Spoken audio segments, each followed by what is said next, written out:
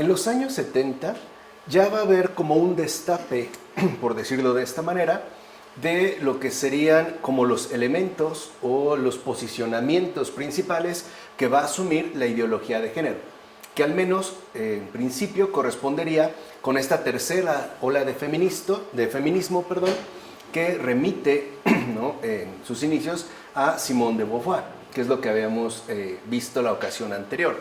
Y vale resaltar entonces que a partir de Simone de Beauvoir se va a dar ya un desarrollo muy peculiar sustentado en las propuestas que ella realiza y que se irán cada vez, digamos, haciendo más explícitos, ¿no?, los propósitos que tienen y también sus respectivas formulaciones. De hecho, toda una corriente de feministas ya radicales van a llevar los argumentos y las pretensiones de Simone de Beauvoir un paso más allá. Podemos decir que ya a partir de la década de los 70, esta corriente de feministas irán efectivamente radicalizando cada vez más los planteamientos iniciales que propusiera Simone de Beauvoir. Una de estas feministas radicales fue la norteamericana Kate Millett, quien hará un fuerte hincapié sobre todo en el concepto ya de género, ¿no? Kate Millett ya va a enfatizar duramente el concepto de género para poder rechazar los datos de la biología. Recuerden esa frase de Simone de Beauvoir: una no nace mujer, se hace, ¿no? Se hace a sí misma, como un proyecto de autorrealización.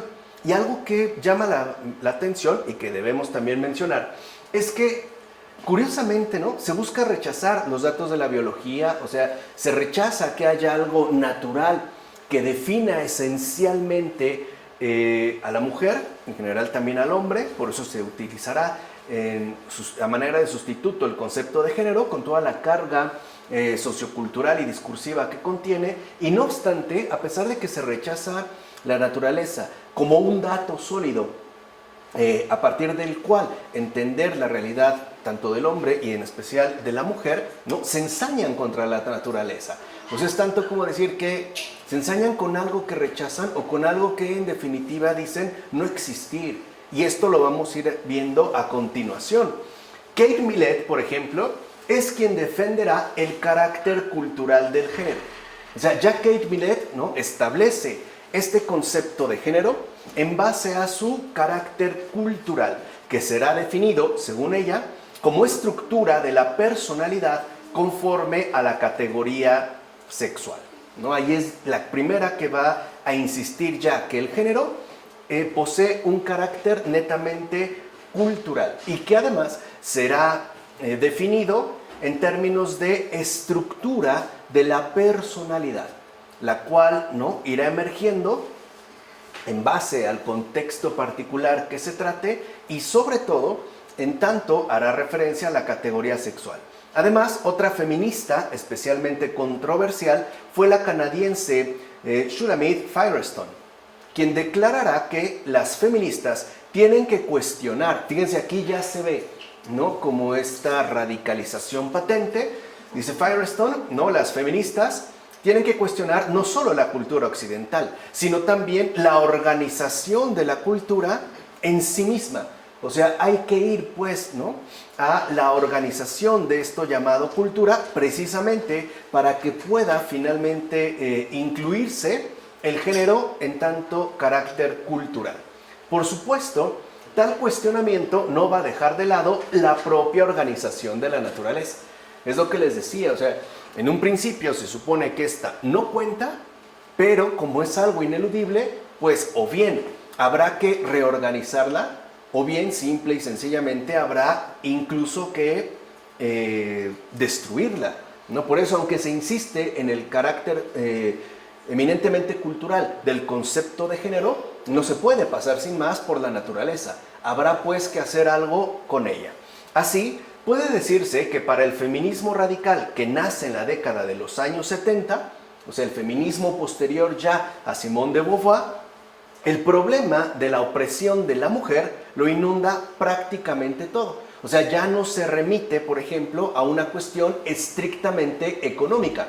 como podía suceder según la formulación del feminismo marxista, y tampoco tendría que ver con una cuestión netamente jurídica, como ¿no? lo sostuviera en su momento el feminismo de corte liberal. Aquí, más bien, la opresión de la mujer va a ser vista como una suerte de omnipresencia total que estaría involucrada absolutamente en todo, o sea, en la propia ¿no? estructuración, organización de la cultura en su conjunto. De ahí pues que la estrategia feminista, a partir ya de la década de los 70, se haya concentrado por completo en su objetivo primordial, la cultura. O sea, lo que hay que cambiar ya no es el modelo económico, tampoco serían los patrones políticamente establecidos, sino que habría que ir pues más adentro de estas manifestaciones ciertamente externas y llegar de hecho ¿no? a la reconfiguración de la cultura y por ende a la reestructuración de todo aquello que se mueve en este ámbito.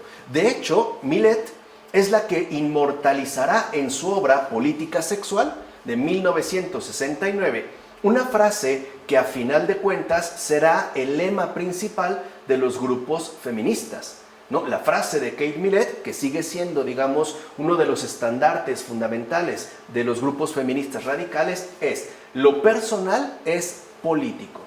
O sea, ¿qué quiere decir? Que ya no se remitiría a un ámbito estrictamente doméstico o incluso confinado por la propia naturaleza humana, sino que su alcance involucraría todo el acontecer social en su conjunto, que estaría remitido al ámbito de lo político.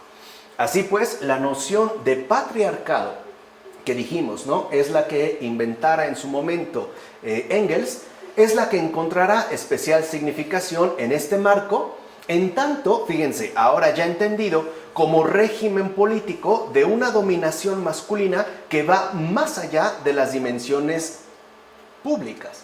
Entonces vemos cómo a partir de Millet, ¿no? y en general de las formulaciones que se van a hacer en el feminismo radical a partir de la década de los 70, el patriarcado ya es asumido como un régimen político de opresión masculina, tal cual. O sea, cada vez que hasta la fecha se habla de patriarcado, se está hablando de este régimen político, ¿no? sociocultural dominante, que recae sobre todo en el campo masculino. ¿Qué es patriarcado? ¿Qué es patriarcado? Es que el patriarcado en un primer momento, según Engels, ¿no? era aquel estado anterior donde el hombre se había finalmente impuesto debido a las condiciones materiales de existencia, o sea, los procesos económicos productivos, a la mujer. De tal forma que se había pasado del comunismo matriarcal originario a una especie de patriarcado, ¿no? posterior, que invitaba o que involucraba el sometimiento de la mujer, ¿no? Como lo formulara Engels. De tal forma que ya se empieza a surgir con el patriarcado una suerte de opresión netamente masculina, pero que será ya establecido a partir de Millet, en general en la década de los 70, como un régimen político de dominación, ¿no? netamente masculina. Lo cual, digamos, iría en contra, o se vería el patriarcado como la verdadera fuente de toda la opresión que padece la mujer en todos los ámbitos, o sea, a niveles ya netamente culturales. Bien, dijimos entonces que el patriarcado, bajo este ya particular marco, ¿no? será asumido como un régimen político de dominación masculina. Por su parte, y eso también es importante tenerlo en cuenta, la familia pasará a ser considerada como la principal institución social que reproduce la estructura patriarcal. O sea, para el feminismo ya de la tercera ola, la familia es la fuente de la cual emerge la consecuente estructura patriarcal. Dirá Millet, la institución principal del patriarcado es la familia. Así vemos, ¿no? Y esto explica por qué las feministas, a partir de entonces, recuerden, década de los 70, van a dirigir todos sus ataques contra la familia y el matrimonio. O sea, ahora esos son, digamos, los enemigos número uno, que de hecho van a resultar ciertamente inseparables, familia y matrimonio. Pues es en ellas que radicaría, según ya estos planteamientos, la fuente central de la estructura patriarcal. Entonces vemos cómo el patriarcado empieza afirmándose ya, ¿no?, como un esquema de dominación enteramente masculina, y a su vez se remitiría pues al origen institucional del patriarcado, que apunta a la familia y al matrimonio. Así, aunque el objetivo marxista de abolición de la familia y la propiedad privada se mantiene, o sea, esto no se cambia, digo, al final siguen, ¿no?, fieles a los presupuestos doctrinales que les aportó el marxismo, lo que de hecho sí va a cambiar, y eso es lo fundamental ya para la tercera ola feminista, es el sujeto de la revolución. O sea, eso es lo primero que va a cambiar. Y también el análisis de las respectivas contradicciones. En efecto, las ideas de la mencionada Firestone, por ejemplo, ilustran bastante bien estos cambios. Y por ende, el perfil básico del pensamiento feminista radical de la tercera ola. O sea, será pues ya Firestone quien aporte el perfil básico, digámoslo así, condensado, de esta tercera ola de feminismo, no, ya radical, y que remitiría a su obra La dialéctica del sexo. Vean, Millet escribe su obra en 1969, Firestone en 1970. Cuando ya finalmente, ¿no?, es publicada La dialéctica del sexo, este libro va a causar furor. En esta obra, Firestone de inmediato va a superar el reduccionismo económico clásico al afirmar que hay un nivel de realidad que no viene directamente de la economía. Recuerden, esto era algo que ya se tenía que mantener a partir del fracaso del experimento soviético. O sea, no porque cambiaran pues las estructuras económicas de una cierta sociedad, esto iba a traer consigo, en el caso del feminismo, la liberación de la mujer, cosa que, como vimos en su momento, jamás se dio, al menos no durante el régimen soviético. Así, había que remitir a otra instancia diferente que no correspondiera, al menos no directamente, con el marco económico, ¿no? Por eso se va a empezar a hablar de que hay un nivel de realidad mucho más, digamos, importante que el meramente económico. Y este nivel de realidad, según Firestone, es precisamente el que correspondería al nivel de la cultura. O sea, ya no hay que quedarse en la economía, mientras que en el marxismo clásico la economía es el sostén de todo lo demás. Aquí ya la tercera ola del feminismo, en particular con Firestone, la economía no es justo lo más sustancial. Lo más sustancial estaría incluso por debajo de la propia economía. Y a esto es a lo que le llamarían precisamente cultura. Este nivel, que dicho sea de paso, será abordado por Firestone por medio de ir mezclando, ¿no?, más o menos marxismo y freudismo. De entrada, ¿no?, como lo vamos a poder ver, Firestone asume que la raíz, fíjense ya, la raíz del problema de la mujer radica en su función reproductora. O sea, la raíz del problema de la mujer radica en su función reproductora, es decir, en su naturaleza maternal, por decirlo de otra manera. Para Firestone, ¿no?, el problema radical de la mujer es su propia naturaleza maternal.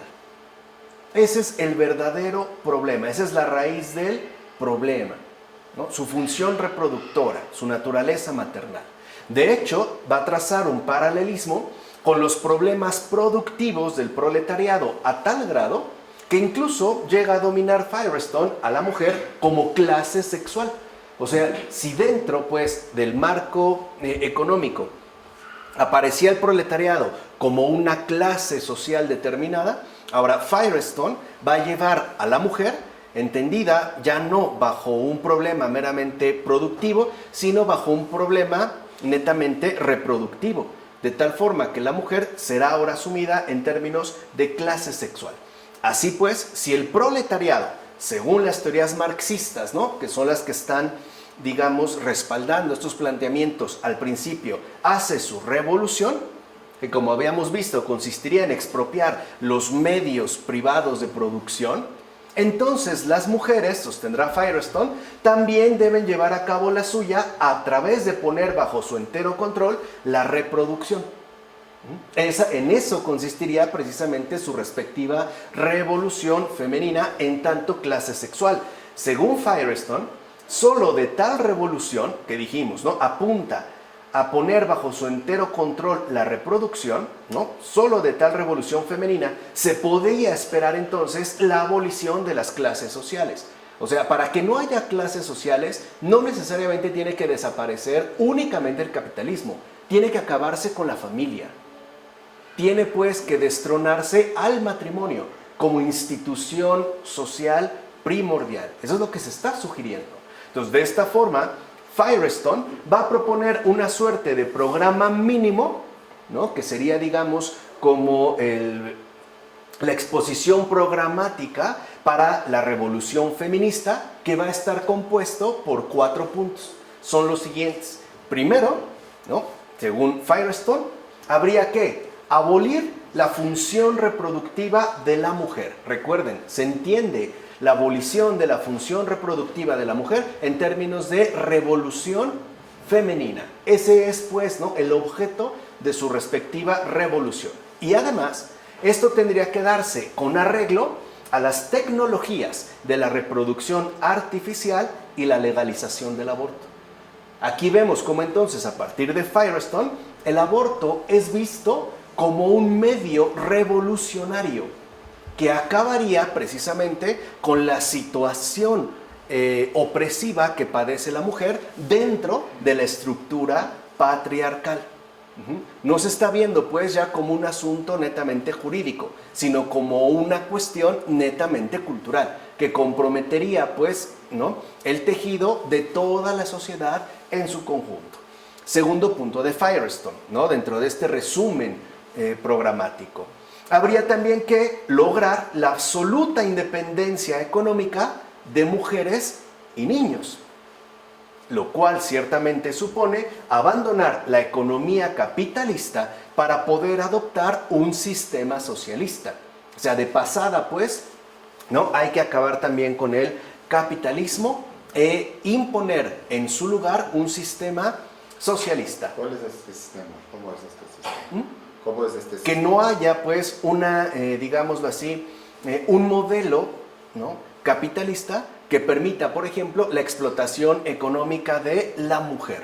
O sea, lo que está diciendo, al buscar la absoluta independencia económica de mujeres y niños, es que no dependan de un proveedor, que recaería en la figura del hombre, en cuanto tal, sino que estén, a final de cuentas, ¿no?, tanto mujeres como niños, sostenidos por el propio Estado. En este caso, por el Estado socialista, de tal forma que no estén, pues, bajo el control económico del padre de familia, ¿no? Tercer punto, también habría que incluir a las mujeres y los niños en todos los aspectos de la sociedad. O sea, no se les puede, ¿no?, restringir en ninguna medida, por medio de destruir todo aquello que resguarde la individualidad y además por medio también de destruir las distinciones culturales hombre-mujer y adulto-niño. Vean cómo ya se empiezan a perfilar, ¿no?, algunos de los posicionamientos más evidentes de la ideología de género. O sea, para Firestone, las distinciones hombre-mujer y o adulto-niño son constructos netamente culturales. Son pues imposiciones artificiales creadas por el patriarcado. Por eso habría que acabar con ellos. Y 4, también habría que lograr, dirá Firestone, la libertad de todas las mujeres y niños para hacer lo que sea que deseen sexualmente. Entonces vean, o sea, no hay por qué imponerles ciertas restricciones, ni a mujeres ni a niños. Es más, ni siquiera habría ya que referirse a estas personas en esos términos, porque las distinciones empleadas, adulto-niño, hombre-mujer, no son más que constructos culturales que hay que dejar pues de lado. O sea, de fondo, los niños no son niños, las mujeres no son mujeres. Lo que dijimos, ahí está, ¿no?, como este énfasis puesto en la anulación, o por lo menos, ¿no?, la eliminación drástica de aquello que se llamaría naturaleza. Ahora bien, el fin expreso de todo esto, ¿no?, que expone Firestone es la destrucción de la familia. ¿Por qué? O sea, ¿por qué se va a ensañar ya esta tercera ola feminista, ¿no? El feminismo radical con la familia? Porque se consideraría, desde Firestone, que es justo la familia la fuente de la represión psicológica, económica y política. En pocas palabras, antes de pasar al campo, ¿no?, de lo público, la esfera pública, habría primero que acabar con su referencia de gestación primaria, o sea, con el ámbito privado, o lo que se llamaría el ámbito doméstico. Entonces, lo que hay que hacer es terminar, pues, con la destrucción de la familia. Si se acaba con la familia, culturalmente hablando, todo deberá cambiar. Ya no, el énfasis ya no va a estar puesto precisamente en lo económico, aunque se sigue sosteniendo, ¿no? A tal grado que hasta la fecha, patriarcado y capitalismo son como inseparables. Pero aquí el énfasis, o sea, el sujeto de la revolución ha cambiado. En un primer lugar, porque es la mujer y porque su objeto revolucionario ya no es necesariamente la extinción de las clases sociales. Ahora es la destrucción de la familia. De ahí es, pues, donde emergería, ¿no?, la represión psicológica, económica y política, es decir, la opresión en particular de la mujer. Bueno, ¿cómo lograr entonces tal destrucción? O sea, ¿cómo se va a poder lograr? Bueno, evidentemente siguiendo la misma estrategia empleada, es decir, tratar de hacerlo desde dentro, ya no mediante coacciones externas, por ejemplo, mediante exigencias estrictamente legales, no, hay que hacerlo pues desde dentro. Esto tiene que ver mucho con este modus operandi que también Ratzinger reconociera abiertamente, ¿no?, casi al iniciar su respectivo pontificado, como Benedicto XVI. Cuando él decía, los verdaderos enemigos de la iglesia no están afuera, están dentro, de esto está hablando. O sea, ¿cómo se buscaba también llevar a cabo la destrucción de la iglesia? Pues desde dentro, a partir precisamente, ¿no?, de incidir de manera directa en su respectiva conformación. Entonces, ¿cómo lograr tal destrucción? Pues a través de convertir las relaciones de pareja en ámbitos de lucha, conflicto y odio permanente. Ahora ya no son pareja, son enemigos. Se van a ver pues uno a otro como enemigos literalmente a muerte.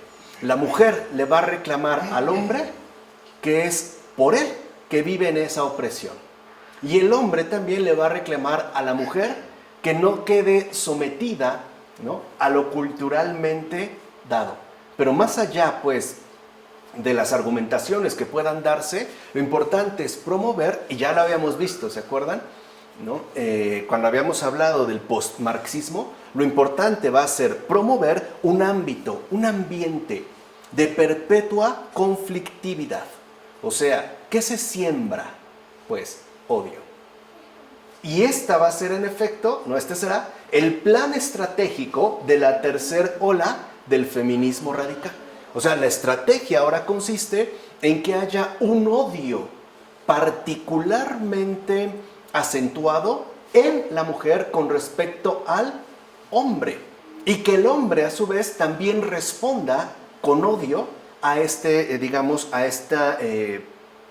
a este posicionamiento. Entonces, según Firestone, la revolución de la URSS fue algo fallido porque solamente se dedicó a revolucionar la esfera económica. Esa era su explicación. O sea, en pocas palabras, todo pareciera indicar que perdieron de vista lo más importante de todo, la destrucción de la familia, ¿no?, la raíz sustancial de todo el problema de opresión. Entonces, lo que entonces faltó, según Firestone, fue haber implementado a fondo y sostenidamente esta otra revolución cultural en el ámbito de las relaciones, tanto familiares como interpersonales. Por eso, ella estuvo principalmente concentrada en la cuestión de los niños. Y no es fortuito. O sea, el hecho de que Firestone pusiera el ojo en los niños no es precisamente algo fortuito. Porque si se logra, pues, subvertir, o sea, finalmente destruir la referencia, ¿no?, dada entre un niño y el papá, y se logra quebrar culturalmente, no realmente, pero culturalmente, es decir, en términos de nuestras prácticas discursivas y, por ende, en relación con nuestras formas de vida, entonces la revolución estaría acabada. Habría pues, ¿no?, que poner la atención pues en los más pequeños. A ellos pues son a los primeros que habría que ideologizar. En ellos, ¿no?, hay que poner especial atención.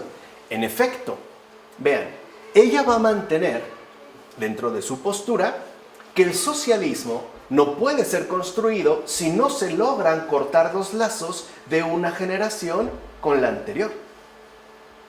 O sea, hay que romper, pues, cualquier tipo de filiación permanente, porque de fondo esto implicaría que al cortar los lazos de una generación con la anterior, o sea, de hijos a padres, de hijos a madres, entonces lo único o la fidelidad manifestada tendría que ser ciertamente hacia el Estado.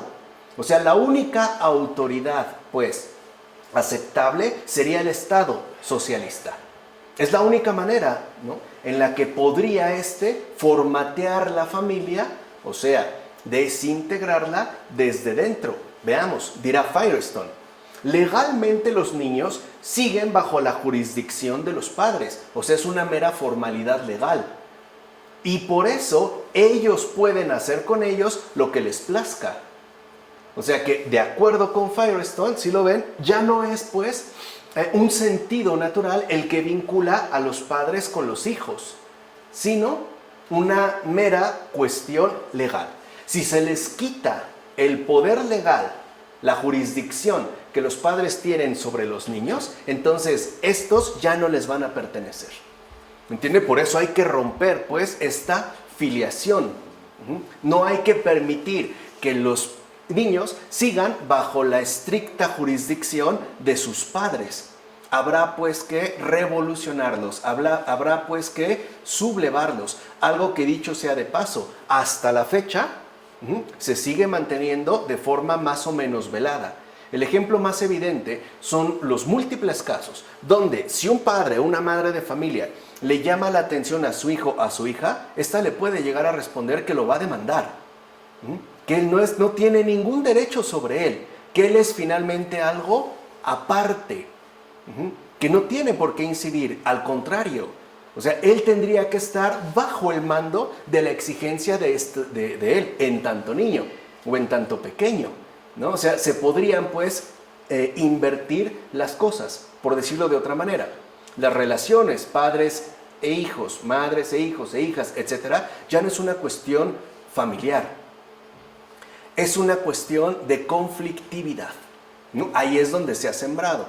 Como decía el Señor en la parábola de la cizaña y el trigo, ¿no? Mientras los seres humanos dormían, llegó el enemigo, sembró la cizaña y se fue. Y ahorita ya estamos viendo la cizaña. Ya ha crecido. ¿Se entiende? O sea, fue como un despiste, un descuido, una no vigilancia, pero se sembró. Y ahorita ya vemos, ¿no?, cómo es que en efecto ha ganado bastante terreno. Así pues, ¿no?, esa es una de las tesis centrales de Firestone. Para tener ese total control sobre las familias, o sea, para destruirlas, pues, para quitarles todo el poder que les pertenece, la jurisdicción debe pasar entonces a manos del Estado socialista. O sea, ¿quién va a mandar sobre las familias? El Estado. Y lo estamos viendo ahorita. Por ejemplo, en Canadá ya es oficial que si un padre de familia se opone, por ejemplo, a costear el gasto que implicaría la operación para que un niño o niña cambie finalmente de género, por ejemplo, que decida ser transexual, él puede ser llevado incluso a la cárcel, Él ya no puede decidir sobre sus hijos. Hay cuestiones desde multas hasta penas de cárcel ya netamente en funcionamiento. Era justo lo que se estaba dando. O sea, los padres no mandan.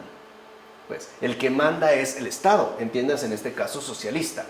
Ahora bien, el proceso de destrucción de la familia no se puede dar de un momento a otro. O sea, no es algo que se pueda producir de inmediato, sino que este proceso conlleva una serie de cambios paulatinos.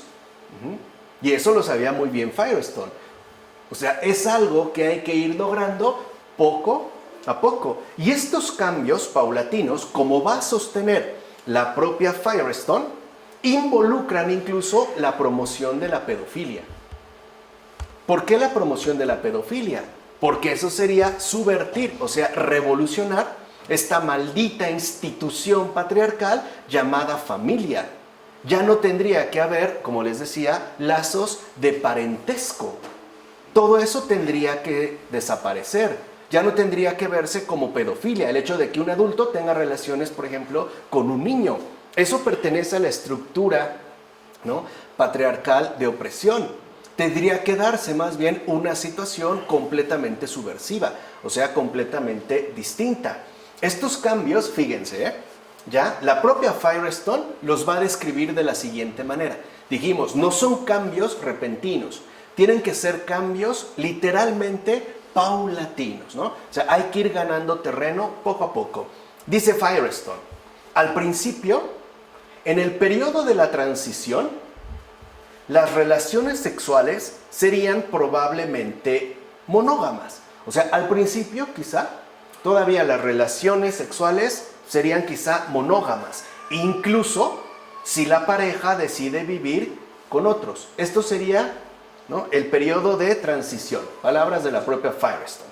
Sin embargo, después de muchas generaciones de vida no familiar, y eso es a lo que apunta la pedofilia, que se pierda de vista el sentido de lo familiar, nuestras estructuras psicosexuales podrán alterarse tan radicalmente que la pareja monógama se volvería obsoleta.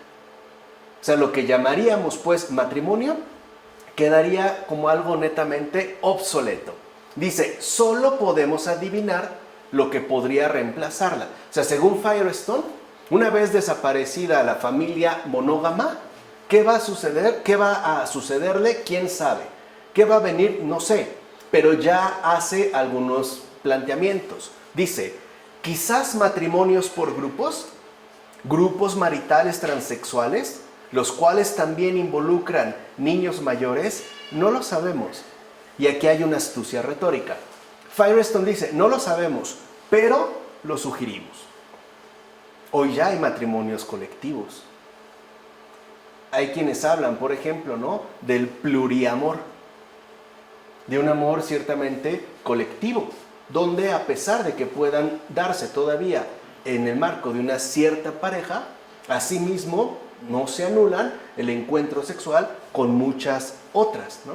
También hay grupos maritales transexuales, ya lo sabemos, y los cuales también hoy en día, y se insiste cada vez más, tienen que involucrar a niños. Ella le llama niños mayores. De hecho, ¿no?, el proyecto de Firestone consiste en que se pueda alcanzar una sociedad socialista donde la familia sea finalmente reemplazada por la household, como se le da este término. ¿Qué es esto de household? Una especie de hogar, ¿no? Es que no le pueden llamar de otra manera, lo que les decía, ¿no? Un espacio habitacional que estaría formado por personas que en principio no guardan entre sí ningún tipo de vínculo sanguíneo.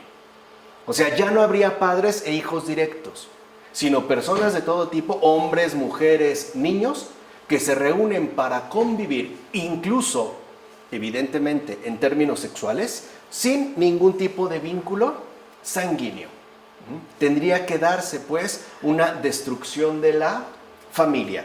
A partir de aquí, o sea, llegando a esta household, se logrará, y Firestone dijo, en unas pocas generaciones, que las relaciones entre personas de edades muy dispares entonces se conviertan en algo común, que es ya la fase en la que estamos. Hoy ya hay grupos pedófilos que justo en esto están insistiendo, en que ya no se sigan limitando las relaciones sexuales a personas llamadas culturalmente adultas, porque formarían parte finalmente de una imposición. Habría pues que permitir también las relaciones entre personas de edades muy dispares, al grado de que eso entonces se empiece a promover como algo que en realidad sería de lo más común.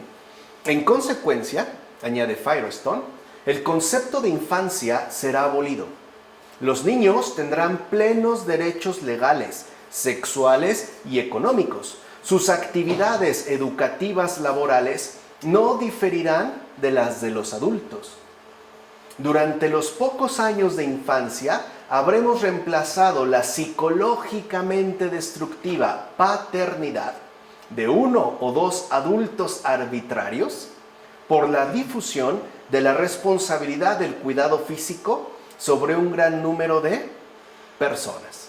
El niño todavía podrá formar relaciones íntimas de amor, pero en lugar de desarrollar una estrecha relación con una decretada, impuesta madre y padre, el niño podrá ahora formar estos lazos con gente de su propia elección, de cualquier edad o sexo. O sea, ahora lo que llamamos niños, ¿no?, estarían llamados a elegir aquellas personas con las que quieren compartir sus respectivas vidas. Ya no solo en términos de parentesco, sino también en términos de sexualidad. Y dice, por lo tanto, todas las relaciones entre adultos y niños se habrán elegido mutuamente. O sea, de fondo, ¿qué es lo que está diciendo Firestone? En este caso en particular, ¿no?, la gran revolución consiste en que ya no son solo los adultos los que eligen, también ahora lo tienen que hacer obligatoriamente los niños. Por eso la ideología de género va a insistir que no le podemos decir niño o niña a un pequeño. Tenemos que tratarle, aquí se aplica la E, ¿no? Tendríamos que tratarle de manera estrictamente neutral. No puedo imponerle. Si el niño por naturaleza es niño, tendrá que elegir qué quiere ser. No tendríamos por qué interferir, ni siquiera como padres y madres, en la conformación de su respectiva elección. O sea, los niños no son niños, pues.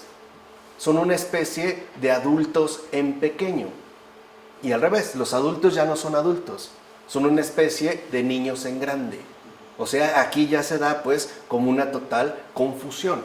La idea, pues, de fondo es la siguiente: que los padres y las madres al interior de las familias no intervengan en la conformación de sus propios hijos, que de hecho no se les vea como hijos, por ejemplo, con un compromiso paternal y maternalmente definido, sino como seres cercanos, ¿no?, ante los que yo no puedo intervenir de ninguna manera, ni siquiera en la definición de su respectiva orientación sexual.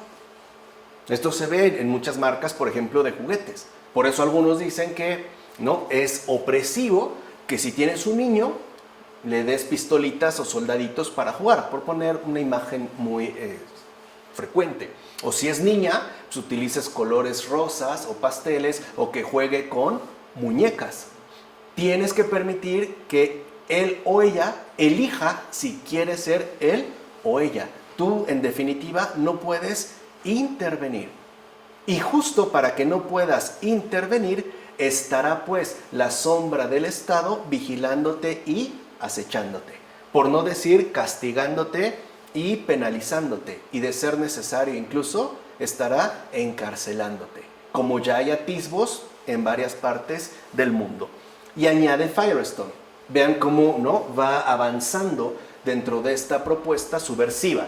Si el niño puede elegir relacionarse sexualmente con los adultos, incluso si él debe escoger su propia madre genética, no habría razones a priori para que ella rechace los avances sexuales. Debido a que el tabú del incesto habría perdido su función. Las relaciones con niños incluirían tanto sexo genital, ¿no?, tanto sexo genital como el niño sea capaz de recibir. Probablemente sea capaz de mucho más de lo que ahora creemos, porque el sexo genital ya no sería el foco central de la relación, pues la falta de orgasmo no presentaría un problema grave.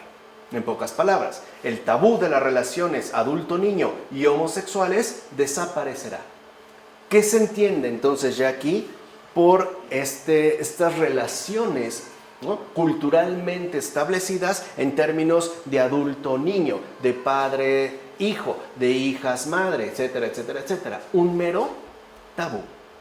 ¿Qué sería entonces en este caso el incesto? Un tabú, un constructo social que no hay por qué efectivamente, ¿no?, seguir conservando. Habría que acabar pues con todo ello. Y aquí ya podemos vislumbrar algo sustancial. Si lo que está generando problemas es la naturaleza, pues entonces hay que acabar con ella, hay que ensañarse con ella. ¿Cómo? A través de pasar de lo natural a lo más antinatural. Y además presentarlo como la única vía de auténtica liberación ante el sistema opresivo en el que nos encontramos, especialmente las mujeres. Pero veamos cómo, a pesar de que se busca no rechazar a la naturaleza, no se puede brincar así como así. Como menciona la propia Firestone, las relaciones con niños incluirían tanto sexo genital como el niño sea capaz de recibir. O sea, al final hay que atenerse a sus propios condicionamientos naturales. No podría tener pues el mismo tipo de penetración un niño de 2 años que un adulto de 20. Estamos hablando de las cuestiones genitales, o sea, en particular, por ejemplo, en este caso, anal. Claro, sugiere Firestone, quizá pueda aguantar mucho más de lo que nosotros creemos. Habrá que probar. Pero vean cómo aún ahí, ¿no?, se tiene que atener a algo que resulta finalmente ineludible, o sea, la naturaleza.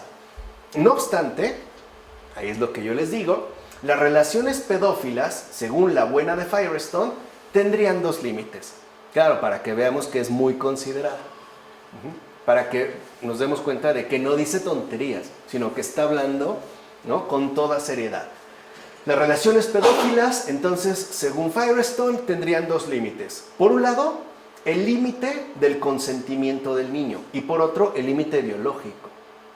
Claro, es lo que les decía. O sea, habría que atenerse de lleno al consentimiento del niño, no forzarlo. Y por otro, tampoco excederse en su propia capacidad biológica. O sea, no atentar contra las posibilidades inherentes de su propia naturaleza. Así pues, si un adulto, dirá Firestone, desea tener relaciones sexuales con una niña o con un niño, por ejemplo, de 3 años, solo debe lograr su consentimiento y asimismo comprobar que su vagina o su ano sean penetrables. Esos serían los criterios. La artimaña que usa Firestone para legitimar la pedofilia es evidente. En primera, poner par a par la capacidad de discernimiento y elección de un niño con respecto a la de un adulto. O sea, como si en ambas cuestiones, ¿no?, fuera la misma capacidad de discernimiento y por lo tanto de elección. O sea, pretende igualar falsamente Firestone entre un adulto y un niño, ¿no?, el nivel de madurez que hay entre ambos. Y esto también es como por puro sentido común. Si a un niño o niña, pongamos como ejemplo de 3 años, yo la trato como si fuese ya una persona con plena capaz de discernimiento y elección, y yo la dejara en este preciso momento que hiciera lo que quisiera, eres una persona ya, ¿no?, un niño o niña, sino un ser con total capacidad de discernimiento y de elección, se mata. O sea, en pocas palabras, si yo dejo que un niño pequeño haga lo que quiera, se mata. No es que le estemos imponiendo algo, es que al contrario, nos lo estamos tomando en serio justamente como lo que es. ¿Se entiende? O sea, le estamos dando pues su lugar. Entonces, a final de cuentas, ¿no?, la legitimación de la pedofilia es por demás importante para esta revolución socialista que está pregonando Firestone. O sea, lo que le interesa es que se pueda dar paso a la legitimación de la pedofilia para acabar finalmente con la familia, para acabar finalmente con el matrimonio y por ende llevar a cabo la gran revolución socialista que tanto esfuerzo ha costado por mantener y conservar. Ahora, pero no creamos, como podría pensar, ¿no? No vayamos a creer que se trata de una opinión aislada dentro del feminismo de los años 70. Alguien, claro, puede decir, bueno, pues a lo mejor fue una postura, ¿no?, un tanto radical. No.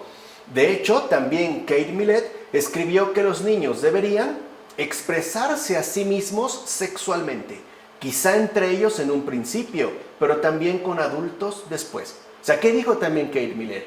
Lo primero es que ellos, ¿no?, digámoslo así, atraviesen un proceso de sexualidad entre ellos, ponerlos entre ellos. Y claro, después también, pues, ¿por qué no con adultos? De tal manera entonces que no podríamos nosotros cuartear, ¿no?, o intentar limitar la expresión sexual de esto que llamamos niños y o niñas. Incluso de Beauvoir se mostró a favor de la liberación de 3 pedófilos que habían sido detenidos en su momento en Francia. Estos habían sido detenidos precisamente por mantener relaciones sexuales con niños y además por producir pornografía infantil. O sea, por nada en verdad importante. Como ella misma dijo, son palabras de Simone de Beauvoir. 3 años de prisión por unas caricias y unos besos, ya basta, ¿no? Como diciendo, basta de infantilismos. No podemos seguir viviendo de esta manera. Unas caricias, unos besos no son realmente importantes. Así pues, a la cuestión de la pedofilia, las teóricas feministas sumarán también a su revolución, recuerden, su versión cultural, la reivindicación del incesto. ¿Se dan cuenta cómo se concentraron de lleno en el núcleo íntimo de la familia? Desde ahí, pues, es donde hay que socavarla. Firestone, por ejemplo, recomendará que a fin de que los niños, fíjense, no crezcan sexualmente reprimidos, ahí está su herencia freudiana, sean entonces los propios padres quienes los inicien en su vida sexual. O sea, para que no vivan reprimidos sexualmente, pues hay que iniciarlos en la vida sexual, como padres y o madres, dijimos, ya sin ningún tipo de vinculación de parentesco.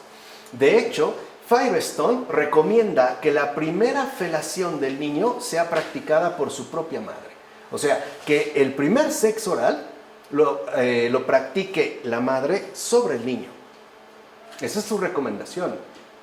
Hay que ir pues acabando, ¿no?, con toda esta atmósfera opresiva en la que nos encontramos. Esto es decir, la pedofilia y el incesto como conductas aprobables tiene el propósito de reventar por completo todo vínculo familiar, tanto natural como cultural.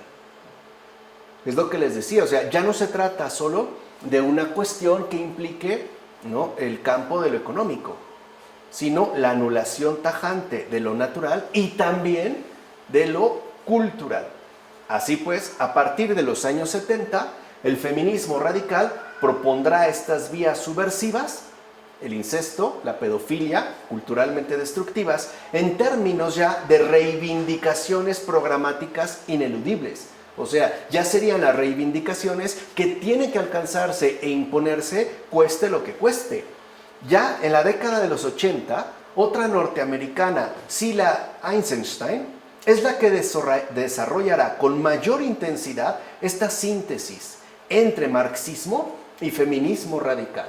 Ya se habían dado, ¿no?, grandes avances con Millett y Firestone, pero será ya en los 80s con Sheila Eisenstein que se va a dar justamente un avance en verdad intensivo al respecto. Según Eisenstein, la meta del feminismo consiste en reventar tanto el régimen patriarcal como el sistema capitalista, ya que según ella existe entre ambos una relación de coexistencia y dependencia mutua. Así pues, la destrucción del primero, o sea, del régimen patriarcal, se asegurará con la desaparición de la familia y del matrimonio, que era justo la línea que habían promovido tanto Millett como Firestone. Y la destrucción del segundo, o sea, del sistema capitalista, vendrá dada a partir de la abolición de la propiedad privada. Entonces vemos que esto no es una recuperación de algo ya expresado tiempo atrás. De fondo, lo que Eisenstein ofrece es una suerte de refinamiento de la teoría de Firestone. Va a refinar efectivamente los planteamientos de Firestone.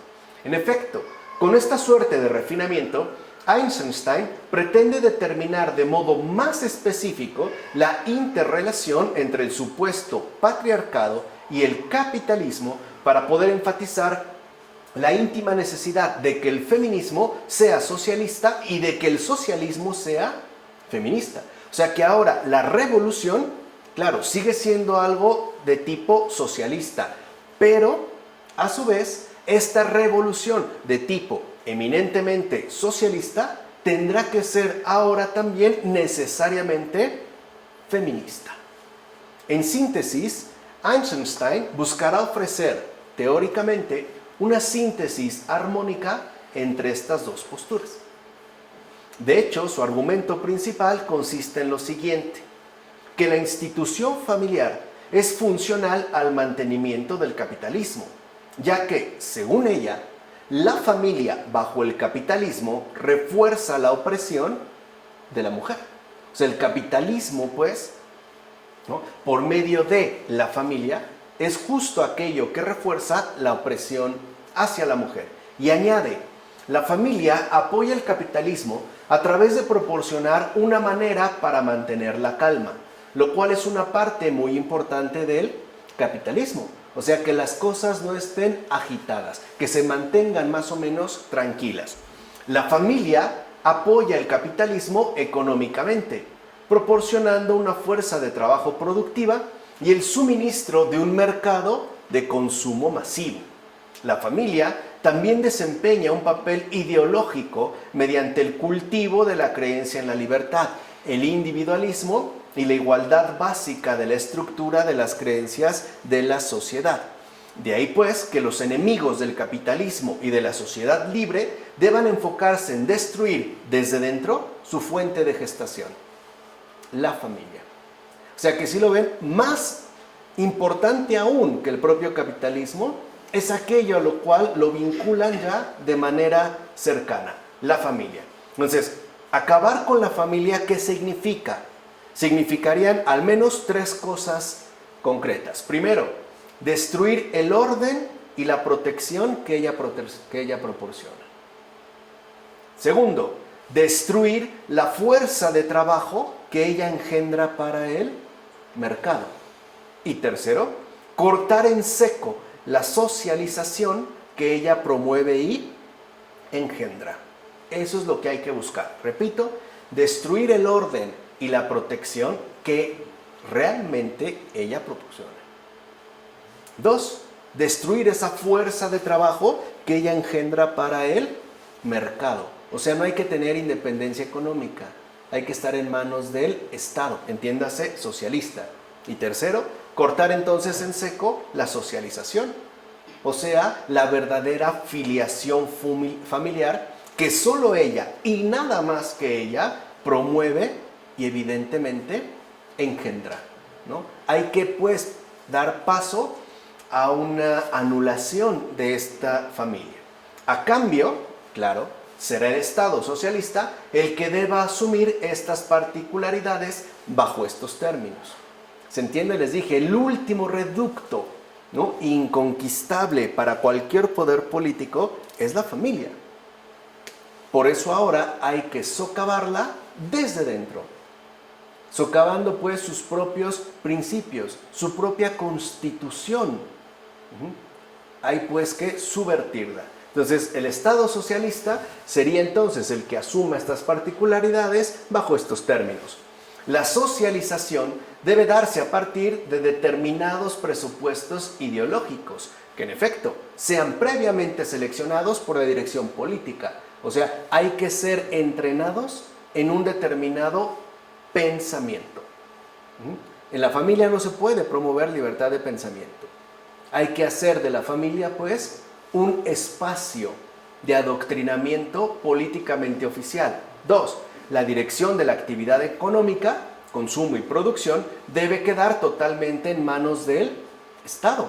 Claro, no pueden darse el lujo de que alguien tenga recursos por cuenta propia, porque eso podría, ¿no?, al menos implicar algún tipo de desafío al poder del propio Estado. Y 3, el mantenimiento del orden social dependerá de las funciones, entiéndase, coacciones estatales.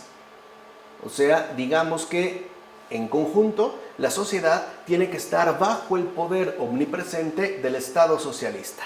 Pues bien, Eisenstein da todavía un paso adelante con respecto a la relativización del hecho natural, precisamente para poder favorecer la teoría del género.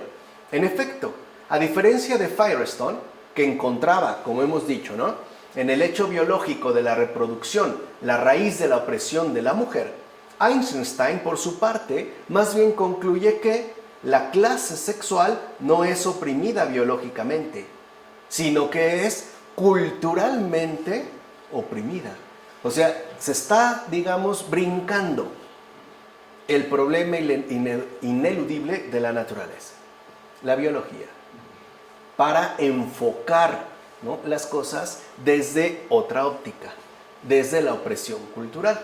En consecuencia, el centro de su respectivo ataque, en tanto feminista, va a pasar a ser ahora la heterosexualidad.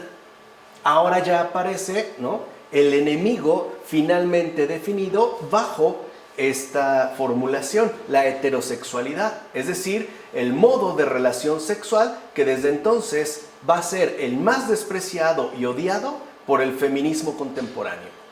Entonces ya no solo se odia, fíjense desde dónde viene, ¿no?, a la familia, sino que ahora y al matrimonio, sino que ahora se odia todavía aquello de lo cual en efecto, ¿no?, a su vez está en relación, la heterosexualidad. ¿Quiénes son entonces los enemigos número 1 del feminismo contemporáneo? Los heterosexuales.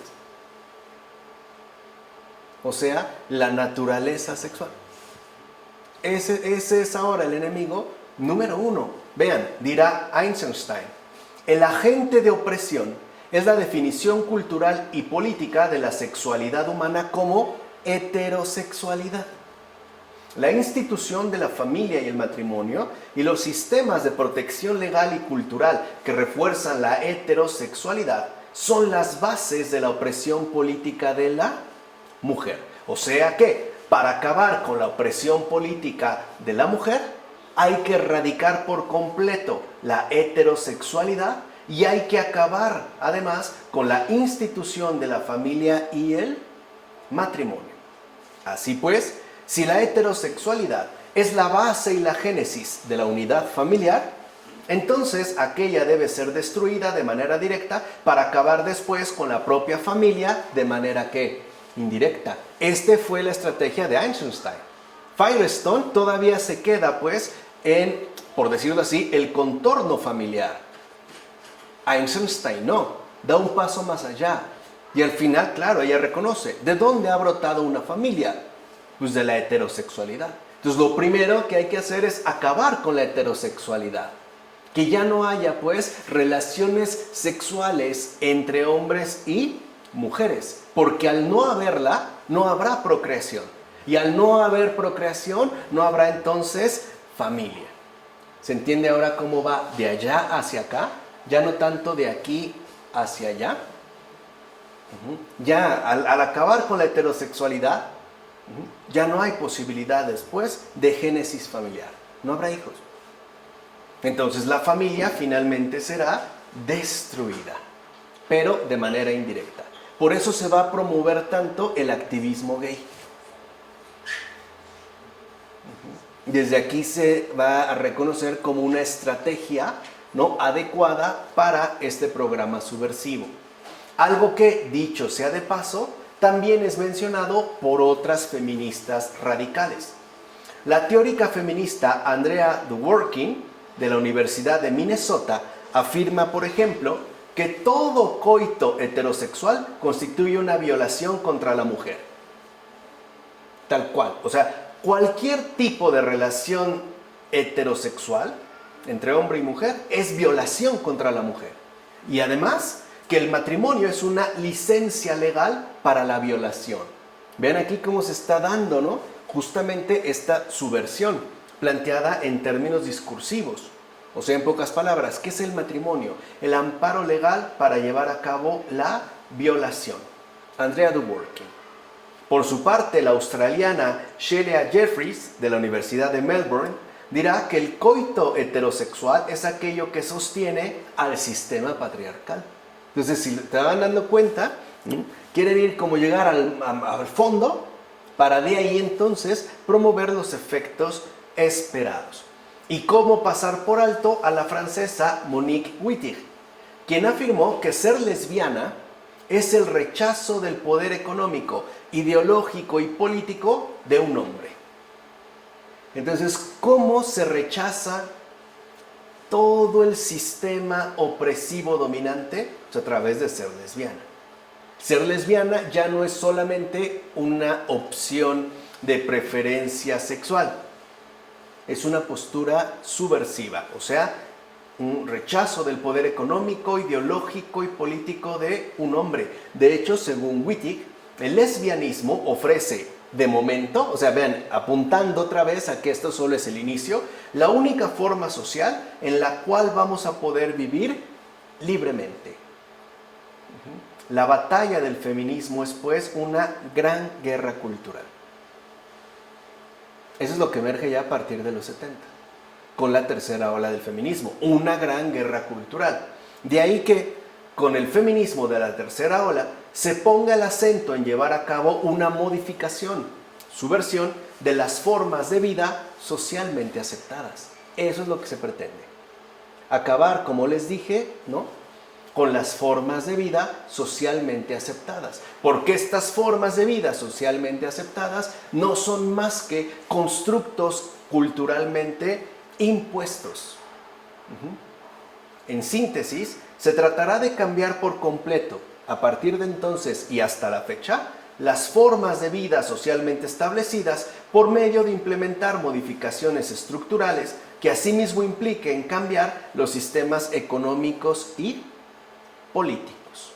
Así es como se establecerá el puente de conexión entre esta tercera ola feminista, destructivamente culturalista, y aquello que en los años 90 empezó a conocerse como teoría queer, la llamada teoría queer. Pero eso es lo que ya veremos la siguiente ocasión. Aquí lo importante de destacar es que vean cómo ya los planteamientos de esta tercera ola del feminismo ya se dirigen abiertamente hacia la anulación de lo socialmente establecido, e incluso me atrevo a decir, a la descomposición de lo naturalmente dado. Y encontramos como ya para la tercera ola feminista, como ya es evidente, ¿no?, 3 son los enemigos a tener en cuenta: la familia, el matrimonio. Pero como la familia y el matrimonio parecen remitir todavía a algo más primigenio, entonces el enemigo verdaderamente número 1 es la heterosexualidad. La heterosexualidad será vista justamente como el pilar a vencer para que todo lo demás se venga finalmente abajo. Por eso no es casual, insisto, tanto, ¿no?, esta especie como de activismo gay o todas las campañas pro gay que se dan alrededor del mundo entero, de 1001 formas, porque lo fundamental es acabar precisamente con la heterosexualidad. Si esto se logra finalmente demoler, el resto caerá por su propio peso. ¿De acuerdo? Vamos a dejarla hasta aquí. En nombre del Padre, del Hijo, del Espíritu Santo. Amén.